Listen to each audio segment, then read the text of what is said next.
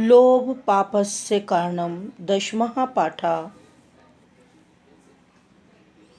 प्राचीन काले कस्मिंश्चित् देशे एका नृपा अवसत्। प्राचीन काल में किसी देश में एक राजा रहता था। तस्य नाम यशपाला इति आसीत्। उसका नाम यशपाल था। सा स्वभावेन अति लोभी आसीत्। वह स्वभाव से बड़ा लोभी था। सा सर्वेषु नृपेषु धनवत्तमा भवितुम इच्छति स्म।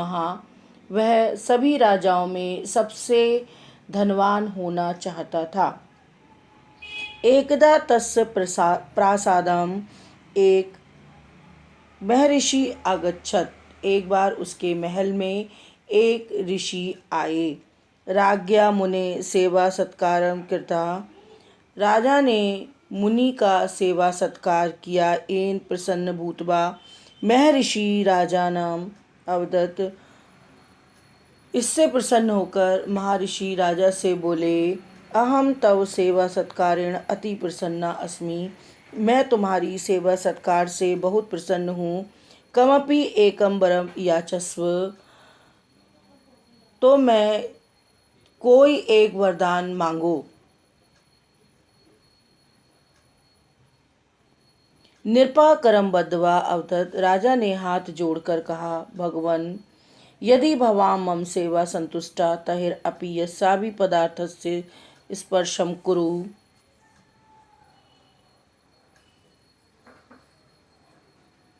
तत् सुवर्ण भवतु इति वरम यच्छतु। भगवान यदि आप मेरी सेवा से खुश हैं तो मैं जिस पदार्थ को भी छूं वह सोना हो जाए, ऐसा वरदान दीजिए। मुनि भी ऐसा ही हो कहकर वहाँ से चले गए। मुनि अपि एवं भवतु कथित्वा तथा अगच्छत्। मुनि भी ऐसा ही हो कहकर वहाँ से चले गए। राजा अपि वरम प्राप्त अति प्रसन्न अभवत्। राजा अपि वरम प्राप्त अति प्रसन्न अभवत्। राजा भी वर प्राप्त करके बहुत प्रसन्न हुआ। सा महर्षि वचनम परीक्षितुम उत्सुकता अभवत्। वह महर्षि का वचन को परीक्षा करने के लिए अति उत्सुक था। समय व्यर्थम न यापनम। सा तत्क्षण में तत्र स्थितानि वस्तूनि एकैकं कृत्वा अपृच्छत्। समय व्यर्थ न बिताते हुए उसने उसी क्षण वहाँ पर स्थित चीज़ों को एक एक करके छुआ। सर्वाणि वस्तुनि सौवर्णी अभवन्। सभी वस्तुएं सोने की हो गईं। एतत् पश्चात् तस्य तृष्णा अवर्धत। ये देखकर राजा की तृष्णा इच्छा और बढ़ गई। लोभी राजा प्रसादस्य सर्वाणि वस्तुनि अपृच्छत्। लोभी राजा ने महल की सभी वस्तुओं को स्पर्श किया। सर्वत्र स्वर्णेन आभया आभासित प्रसादम पश्चिम सा आह्लादित जाता। सभी जगह चारों सोने की चमक को चमकते हुए महल को देखकर वह काफी आनंदित हुआ। श्रांता नृपा पिपासिता अभवत्। थके हुए राजा को प्यास लगी। सेवकेन जलिम आनीतम। नौकरों ने पानी ला दिया। यथैव नृपा जलम प्राप्तम स्पृशति स्म तथैव जलेन सहित पात्रम अपि स्वर्णपिंडे परिवर्तनम जातम। जैसे ही राजा ने पानी पीने के लिए बर्तन को स्पर्श किया वैसे ही पानी सहित पात्र भी सोने के पिंड में परिवर्तित हो गया।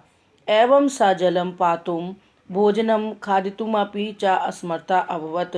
इस प्रकार वह पानी पीने के लिए और भोजन खाने में के लिए भी असमर्थ हो गया।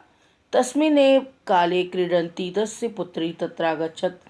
उसी समय खेलती हुई उसकी पुत्री वहाँ आई। यथैव सा तस्य शिरस्नेन स्पृशति स्म सा अपि स्वर्णा प्रतिमा संजाता। जैसे ही उसने उसके सिर को प्यार से छुआ वह भी सोने की प्रतिमा बन गई।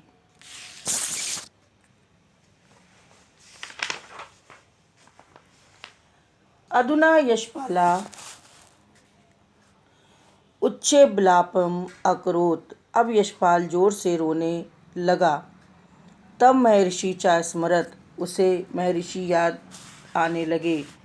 भागवशेन सा महर्षि तत्रागत, भागवश महर्षि वहाँ आ गए। रुदन नृपा तस्य नृपे चरणयों पतित्वा दत्तम वरम निवारयितुम अकथयत। रोता हुआ राजा उसके चरणों में गिरकर वरदान को वापस लेने के लिए कहने लगा। रुदन नृपा तस्य मुनि अवदत, मुनि बोले, अधुना तू त्वम धनवत्तमा असि, अब तो तुम सबसे धनवान हो। किमर्थम रोदसी, किस लिए रो रहे हो। नृपा अवदत, राजा ने कहा, अहम विभुक्षिता पिपासिता चा अस्मि, मैं भूखा और प्यासा हूँ। मम पुत्री अपि स्वर्णमयी जाता, मेरी पुत्री भी सोने की हो गई। अधुना अहम धनम न इच्छामि, अब मैं धन नहीं चाहता।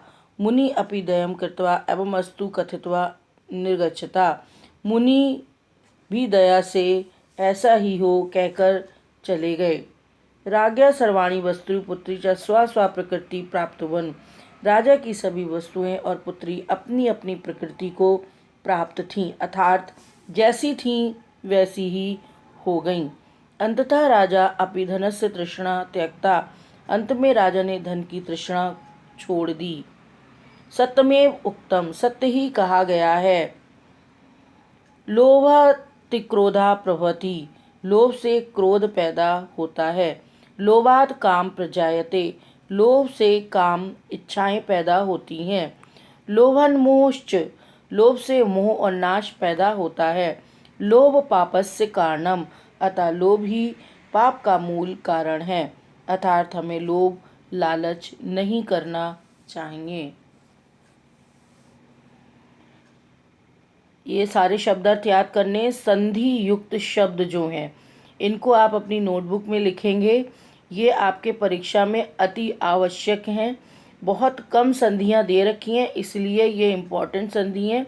इन संधियों को आप अपनी नोटबुक में लिखें भी और इनको याद भी करें। महर्षि राजा नाम अवदत, सेवकेन जलिम आनियत, सा सर्वेषु छात्रेषु बुद्धिमता अस्ति, नृपः महर्षि चरणयों अपतत। रुदम नृपा महर्षि अवदत। एक पद में उत्तर दीजिए।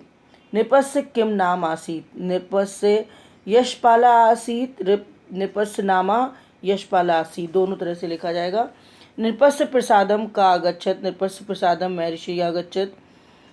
यशपाला स्वाभवेन कीदृशा आसीत, यशपाला स्वाभवेन लोभी आसीत। नृपते स्पर्शे सर्वाणि वस्तूनि कीदृशी अभवन्, नृपते स्पर्शेन सर्वाणि वस्तूनि सौवर्णानि अभवन्। राजा अन्ते राजा का त्यागते, अन्ते राजा धनस्य तृष्णा त्यागता। यशपाला कीदृशं भवतु इच्छति स्मः, यशपाला सर्वेषु नृपेषु धनवत्तम अपि इच्छतम। Page number 74, second line. सा सर्वेषु नृपेषु धनवत्तमा भवितुम इच्छति स्म। नृपा महर्षि करबद्धमा के अवदत। Page 74, second line, last line till end. इस पे मैंने निशान लगाया हुआ है। महर्षि वरम परीक्षितुम नृपा के मकरोत। Page number 75, last paragraph, fourth line, अभवन् तक।